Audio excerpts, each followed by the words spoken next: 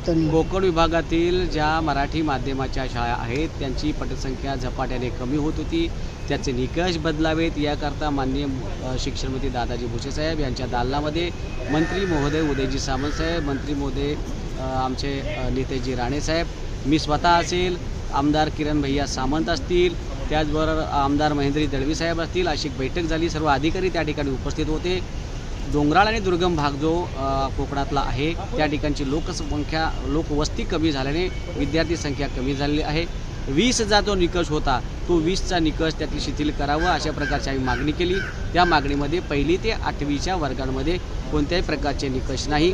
10 विद्यार्थ्याला त्यांनी 2 शिक्षक देण्याची आश्वासन दिलेलं आहे आणि 9वी 10वीला 20 पटसंख्या ज्या ठिकाणी भरत नव्हती ती आम्ही 10 करा अशा प्रकारची विनंती केली.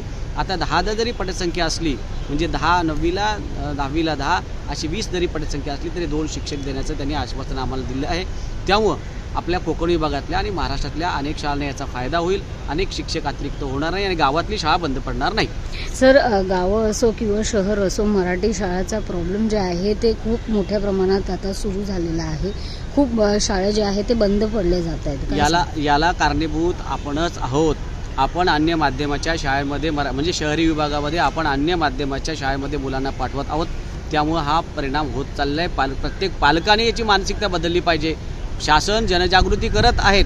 स्वतः शालेय शिक्षण मंत्री दादाजी भुसे साहेब यांचं अभिनंदन केलं पाहिजे. त्यांनी स्वतःच्या नातवंडांना जिल्हा परिषद शाळा मालेगाव या ठिकाणी घातलेला आहे. म्हणजे त्यांनी धाडसाने एवढा निर्णय घेतला तर बाकीच्यांनी घ्यायलाच पाहिजे. हा निर्णय जर सगळ्यांनी घेतला तर राज्यातली कोणतीही शाळा बंद पडणार नाही.